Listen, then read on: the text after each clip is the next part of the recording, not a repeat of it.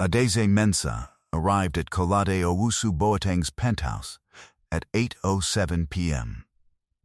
on a Thursday with a bottle of Hennessy she could not really afford and a speech she had been rehearsing since 6:14 a.m. that morning. The concierge held the elevator for her without being asked. The ride up was 31 floors, and it took 44 seconds. She counted. She knocked once. The door opened on the first knock, and the man standing behind it was not Kolade. He was shorter than Kolade, older, with glasses and a green cardigan, and the kind of stillness that belongs to people who have already decided something. He looked at her the way a doctor looks at a patient who has arrived on time but does not yet know the diagnosis. "Miss Mensah," he said, "my name is Emmanuel. Mr. Owusu Boateng has been expecting you." What she saw next made her set the bottle of Hennessy down on the marble floor of the corridor and not pick it up again. She had met Kolade 11 months ago at the Cantonment's District Gala for the Accra Children's Foundation. She had gone because her employer, a woman named Mrs. Nkrumah Bright, had bought a table she could not fill and gave Adeze 2 tickets to get rid of rather than waste them. Adeze wore a dress she had bought second-hand from the market behind Osu Oxford Street for 280 naira. It was sea green. She had let out the hem herself the night before, with a needle and thread she kept in a tin her grandmother had given her in Enugu, a small flat tin that had once held throat lozenges, but now held 12 spools of thread, 3 needles, 2 buttons that didn't match anything, and a note written in her grandmother's handwriting that said simply, "In Igbo, you already know what to do." Adeze was 31 years old and 104 pounds, which is what you weigh when you have been the sole financial support for a mother with a failing kidney and a younger brother in his 2nd year of university for 4 consecutive years. She had not bought new clothes in 14 months. She pressed the sea green dress that morning with a cloth iron and hung it in the bathroom while she showered so the steam could take out the last of the creases. When she arrived at the gala, a woman at the door looked at her shoes before she looked at her face. Kolade had approached her at the bar. He was 39 at the time, broad-shouldered, the kind of handsome that comes from expensive skincare and regular sleep, and a life without chronic anxiety. He held his drink in his left hand and extended his right. "You're standing like you'd rather be somewhere else," he said, "which means you're the most interesting person here." She had laughed before she could stop herself.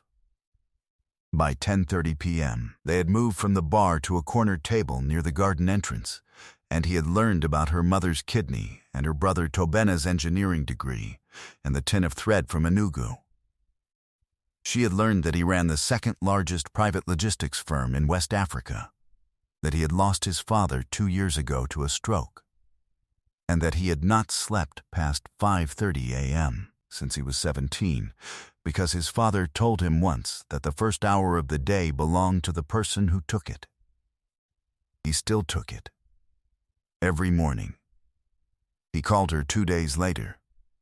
He called again 4 days after that. By the 3rd month they were spending every Sunday at his apartment in East Legon, eating jollof rice she made from scratch in his kitchen, and arguing about which English Premier League teams were legitimate and which were just money with a badge. She always brought the tin of thread in her handbag. She couldn't explain why. It felt like taking something of herself into a space that was entirely his. In month 5, he introduced her to his mother, a small, firm woman named Constance Owusu Boateng, who shook Adeze's hand and held it a half-second longer than necessary and said nothing. In month 7, he told Adeze he loved her over the phone at 5:34 a.m., the first hour of the day, and she said it back and meant it in a way she had not felt anything in a very long time. In month 9, he gave her a ring, a solitaire diamond on a platinum band. She had examined it later in the bathroom of the restaurant and seen the engraving on the inside, You already know." She pressed the ring to her chest and stood there for a moment. She said yes. The engagement became public 11 days after he proposed. The Owusu Boateng name was known in Accra, in Lagos, in London. It appeared in the business pages of 2 national newspapers and a lifestyle blog that Adeze had never heard of, but which her co-workers at Mrs. Nkrumah Bright's firm had apparently been reading for years. Mrs. Nkrumah Bright called her into the office that same Monday and held both her hands and told her she was not surprised. "A woman who sews her own hems knows her own worth," Mrs. Nkrumah Bright said. He was smart enough to see it. Adeze's mother cried on the phone for 6 minutes when she heard. Her brother Tobena said only, "I always knew you would be fine," which was the highest compliment he had ever given anyone. The engagement party was set for March 15th. 140 guests. Kolade's people handled the catering and the venue, a private function room at the Labadi Beach Hotel. Adeze's only task was to show up and be herself. She had been doing precisely that until the morning of March 3rd, when Kolade did not answer her call at 7:18 a.m., or the call at 9:45, or the message she sent at noon. By 2:00 p.m., she had received a single text come to the penthouse at 8. "I need to tell you something. Bring nothing." She brought the Hennessy anyway. She did not pick the bottle up from the marble floor. She walked past it, past Emmanuel in his green cardigan, into an apartment she had been inside 41 times. She knew because she had counted, the way she counted everything that mattered, and saw immediately that something was wrong. The furniture was the same. The art was the same. The abstract canvas from the Makola artist he'd bought for 180,000 naira still hung above the television. The reading chair by the window still held the exact same angle. But there were 3 cardboard boxes near the kitchen island, half filled, and Kolade was sitting on the edge of the glass dining table with his jacket off and his sleeves rolled to the elbow. He stood when she came in. "Sit down," he said. "I'll stand." He did not argue. He was quiet for a moment. Then he said, "I need to ask you something before I tell you anything. And I need you to answer before you know what the question is going to cost you." He looked at her steadily. "Are you willing to do that?" She looked at the boxes. She looked at him. "Ask," she said.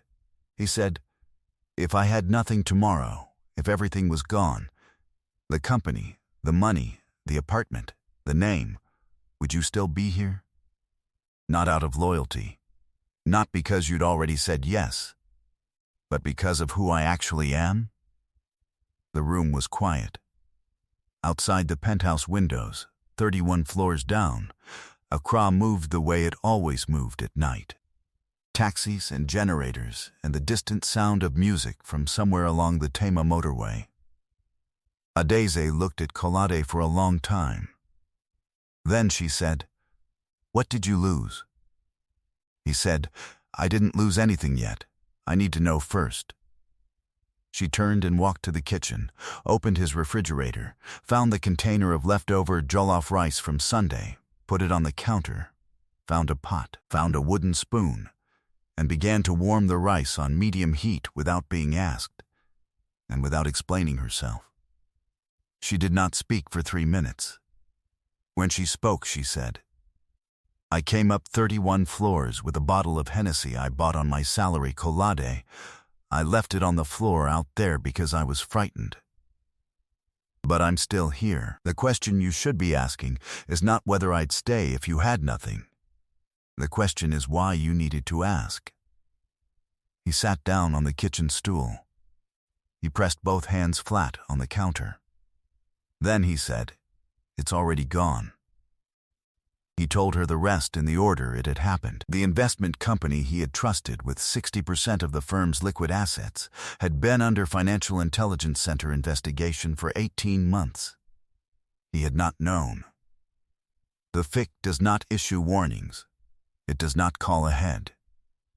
At 9:00 a.m. on the 1st of March, a man in a gray suit with an identification card from the FIC's Abuja office had walked into the firm's finance department on the 7th floor of the Kolade Tower on Bordean Road in Lagos and placed a single document on the desk of the head of finance, a careful woman named Mrs. Amara Ngozi, who had been with the firm for 11 years. Mrs. Ngozi had called Kolade at 9:04 a.m. Her voice had been completely level. That was how he knew it was serious. People who panic raise their voices. People who understand what they are looking at go quiet. The order froze all accounts held in the company name and any accounts to which the flagged investment vehicle had transferred funds in the previous 36 months. The lawyers had arrived within 4 hours. They had spent 2 days reading the order from the beginning to the end, and then from the end to the beginning. They found no seam. The accounts were frozen. The order stood. The board had been notified. 2 of the 6 board members had responded with measured concern. 3 had not responded at all. 1.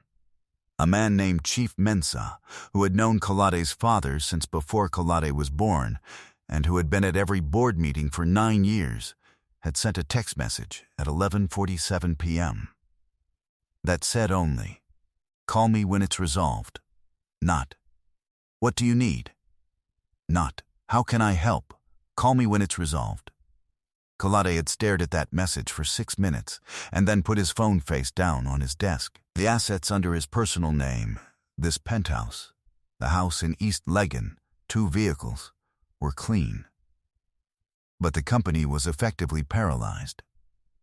312 employees, 11 active contracts across 4 countries, a payroll of 2.4 million naira due in 11 days. He had 630,000 naira in a personal account and no clear path to the rest of it inside a timeline that mattered. He had not told his mother. He had not told the board anything beyond what they already knew. He had told Emmanuel, who had been his late father's personal secretary and who now ran Kolade's calendar and knew everything because there was no version of Kolade's life in which Emmanuel did not know everything. "The engagement party," Adeze said, after he finished. "I'll understand if you want to. I wasn't asking about the party," she said. "I was thinking about what we need to cancel to free up the deposit." He went completely still. His hands stayed flat on the counter.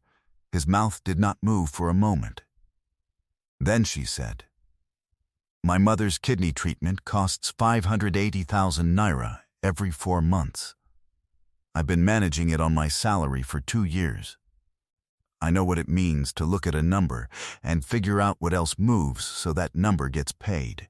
She stirred the rice once. "Tell me everything about the 11 contracts. Which 3 can still be delivered? If this story is already sitting somewhere in your chest, subscribe now, because what Adeze does next is something most people in her position would never have thought to do." She stayed until 2:17 a.m. By the time she left, the jollof rice was gone and 3 sheets of paper from Kolade's printer were covered in her handwriting. Columns, amounts, dates, names of the contract clients sorted by which ones had the highest penalty clauses for non-completion versus which ones could be renegotiated for delayed delivery with relationship intact. She had a mind for numbers the way some people have a mind for music, not as something she had studied but as something she had always been able to hear. It had kept her mother alive. It had kept Tobena in school. It had run, under Mrs. Nkrumah Bright's roof, what Adeze privately thought of as 3 departments worth of work and a title that said Administrative Coordinator. She went home to her apartment in Zorwulu at 2:31 a.m. A single-bedroom place she rented for 47,000 naira a month, with a ceiling fan that clicked every 7 rotations and a kitchen window that looked directly into the wall of the building next door. The stairwell light on the 3rd floor had been out since the 2nd week of February, and the building caretaker had told her twice that a new bulb was coming. The bulb had not come. She climbed the stairs in the dark the way she always climbed them now, right hand on the rail, counting 11 steps to the landing, 4 more to the door. She sat at her kitchen table until 4 a.m. with a mug of ginger tea she had made from a root she kept in a small bag near the stove. The tea went cold at around 2:50 a.m. She did not get up to reheat it. The ceiling fan clicked its 7-rotation click above her head, and the Accra night pressed through the kitchen window, warm and smelling faintly of exhaust and of the coal pot smoke from the chops stall 4 buildings down that burned until 3 a.m. Most nights. She sat with a notepad and a pen and the 3 sheets of paper she had brought from the penthouse, and she went over what she knew. The payroll was in 11 days. 11 days was not a long time, but it was also not nothing. It was enough time for one conversation to reach the right person. It was enough time for a document to move. It was enough time for a woman who had been managing impossible math for 4 consecutive years to find the 3 numbers in 11 that might open into something larger. She did not think of it as saving the company. She did not think of it as saving Kolade. She thought of it as she had always thought of every financial crisis she had faced. Here is what is real. Here is what is possible. Here is the distance between them. Let's close it. She knew that 2 of Kolade's 11 contracts were with companies run by men her employer, Mrs. Nkrumah Bright, had worked with directly. She knew that one of those contracts, a distribution agreement with a food manufacturer in Tema, was one that Adeze herself had originally helped draft before Kolade's legal team took it over. Because Kolade had called her one Sunday afternoon with a clause he couldn't make plain English, and she had untangled it for him in 11 minutes, without thinking. She knew that the 3rd recoverable contract was with a shipping client in Apapa, whose lead contact had attended the same Accra Children's Foundation gala where she and Kolade had met. She had spoken to the man for 12 minutes about port logistics, because the woman from the door had made her feel invisible, and talking about logistics was easier than standing still. She had remembered his name, Kwadwo Boateng. Not a relation. A man who had handed her a card at 10:05 p.m. on the night her life began to change, and whose card she had put into the tin of thread from Enugu because she had nowhere else to put it, and because throwing it away felt wasteful. She went to her handbag. She opened the tin. The card was still there. She did not call Kolade in the morning. She called Mrs. Nkrumah Bright at 8:14 a.m. and explained, in measured language with no performance, what had happened and what she needed. Mrs. Nkrumah Bright listened without interrupting, which was unusual. When Adeze finished, Mrs. Nkrumah Bright said, "The Tema contract. Give me the name of the food manufacturer." Adeze gave it. There was a silence. Then Mrs. Nkrumah Bright said, "Come to the office. Do not call Kolade yet." Adeze went to the office. She did not know, until she arrived, that Mrs. Nkrumah Bright had been watching her for longer than she had understood. She did not know that 3 weeks after Kolade had first introduced her to his team, Mrs.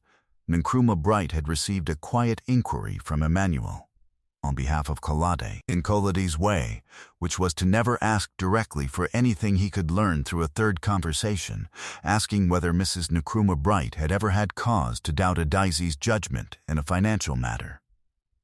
Mrs. Nkrumah Bright had answered in 2 sentences. She did not tell Adeze about this conversation until now. He was testing himself, Mrs. Nkrumah Bright said. Not you. He already knew you. He was making sure he trusted what he knew. Adeze sat with that for a moment. Then Mrs. Nkrumah Bright said, Kwadwo Boateng will take my call this morning, and I believe he will take yours." She called Kwadwo Boateng at 11:33 a.m. from the small glass-walled meeting room at Mrs. Nkrumah Bright's office that the staff used for calls they did not want overheard. She had her notepad. She had the 3 sheets from the penthouse. She had the card, still slightly soft at one corner from 2 years in the tin. He answered on the second ring. She reminded him of the gala, of the 12 minutes of port logistics, of the card she had taken that night. He was quiet for a moment that lasted long enough to mean he was actually thinking about it and not just buying time. Then he said, "You remembered all of that." "I keep everything," she said. "It's a problem sometimes." He laughed. It was a real laugh, not a politeness laugh. She knew the difference. She did not need to perform distress. She did not need him to feel sorry for anyone. She laid the situation in the same clean columns she used for everything. The firm had a temporary liquidity constraint arising from a third-party investment vehicle under regulatory scrutiny. The firm's own operations and contracts were clean. The freeze was on transferred funds. The legal team had already filed a procedural challenge with strong grounds. The APAPA contract was sound on both sides. All she was asking for was a 45-day extension to the payment schedule. She had the numbers. She had the penalty clause language. She cited paragraph 7.2 of the contract by memory. She had read it once, 15 months ago, on a Sunday afternoon when Kolade had called her with a clause he couldn't make plain English, and she had untangled it for him in 11 minutes. She hadn't forgotten it. She never forgot numbers that were attached to things that mattered. Kwadwo Boateng said he would need to speak to his operations lead. He called back at 3:20 p.m. He said, 45 days. "But I want to see your face at the signing table, not just his lawyer's." She said, "I'll be there." She set the phone down on the table. She pressed both hands flat on the notepad in front of her. Outside the glass wall of the meeting room, 2 of Mrs. Nkrumah Bright's staff members were watching her, not with curiosity but with the specific attention people give to someone who has just done something they are not sure they understood correctly. She did not acknowledge them. She picked up her pen and drew a single line through APAPA on her notepad. Then, she picked up the phone again and called the TEMA contact. By the following Thursday, the TEMA contract had been renegotiated with the food manufacturer through Mrs. Nkrumah Bright's introduction. By Friday, the APAPA contract extension was signed. By Monday of the 3rd week, Kolade's legal team had identified a procedural error in the Financial Intelligence Center's freezing order, a timestamp discrepancy of 19 minutes in the documentation. That gave them grounds for a formal challenge. The challenge was filed. The accounts were partially unfrozen 7 days later, enough to cover payroll for 2 of the 11 months the firm would need to fully stabilize. 312 employees kept their jobs. Kolade called her at 5:29 a.m. on the morning after the payroll cleared, 1 minute before his usual first hour, and said, "I'm sitting in the office. I've been here since 4. "I know," she said. "I need to tell you something. Tell me." "I lied to you," he said. "On March 3rd. I told you everything was gone. It wasn't completely gone. I still had the apartment and the cars and $630,000 in the account. I wanted to see what you would do if it was all the way gone. I told you it was." She did not speak. "I needed to know," he said. "Not because I doubted you. Because I needed to see it with my own eyes. What you would do. Not what you'd say. What you'd actually do." The ceiling fan in her kitchen clicked 7 times while she thought about what to answer. "You tested me," she said. "Yes," with a lie. "Yes." She was quiet for another moment. "And if I had left," he said, "then you would have been right to leave. because the version of me who needed that test to trust you didn't deserve you. Outside the kitchen window, the Accra morning was beginning in the way it always began, slowly.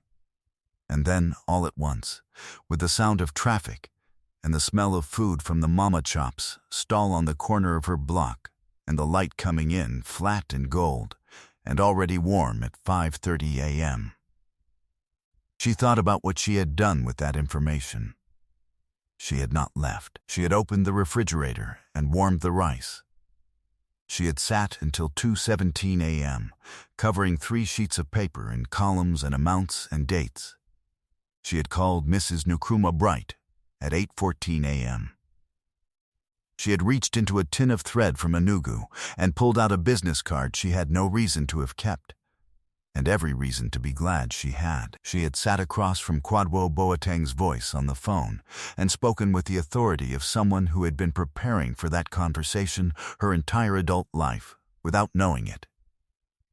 She had done all of that not because of Koladi. She had done it because it was the only thing that made sense to do. "You didn't need the test," she said finally. "I already knew what I would do," he said. "I know that now." "Good," she said. "Don't test me again." "Never," he said. She believed him. The engagement party was rescheduled to April 29th. 142 guests, 2 more than originally planned, because Kwadwo Boateng asked if he could bring his wife, and Adeze said yes, of course, bring her. Mrs. Nkrumah Bright came alone and sat at a table near the garden entrance of the Labadi function room, at almost the exact spot where Adeze had stood 11 months ago, with a sea-green dress and shoes that a woman at the door had examined before her face. Mrs.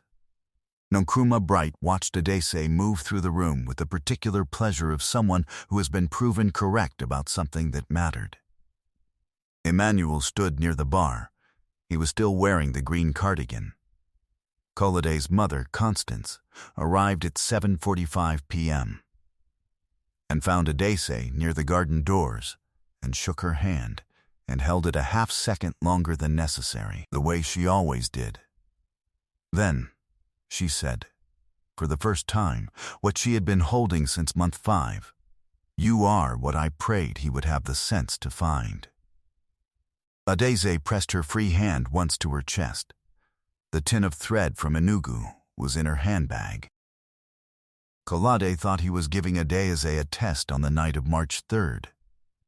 He thought the boxes in the kitchen, the missing phone calls, the weight of the word gone, he thought those things would show him something he needed to see. What he had not calculated was that Adeze was not a woman who performed under pressure. She was a woman who had been working under pressure since she was 22 years old, and her mother's first kidney diagnosis came in on a Thursday at 3:47 p.m. And the doctor's face told her everything before his mouth did. She had been performing since then. Only she didn't call it performing. She called it showing up. There are people in this world who reveal their truest character only when they believe nothing is watching and nothing is owed. Adeze Mensah walked into a dark apartment on the 31st floor with the Hennessy she could not really afford, set it down on the marble floor, and walked past it, not because she knew what was coming, but because her hands were needed for something else. You cannot manufacture that. You cannot buy it with a ring or a penthouse, or a name that appears in business pages. What Adeze carried into that kitchen and put on the counter with the jollof rice and the wooden spoon was not love in the way it gets performed in front of 142 guests. It was love in the way it actually moves through the world, through columns on paper, through a business card and a tin of thread, through a call made at 11:33 a.m. to a man she had spoken to for 12 minutes on the night her life began. The people the world asks to prove themselves most are rarely the ones who needed to be proved. They are the ones who already knew. And one morning, if they are lucky, the rest of the world catches up. Here is what I want to ask you, and I want you to take a moment before you answer. If someone you loved told you everything was gone and gave you the chance to leave before they asked you to stay, what would your hands do? Not your words, your hands. Leave your answer in the comments. I want to read it. Subscribe for more stories about hidden strength, quiet power, and the people the world overlooks until they change everything. I'll see you in the next one.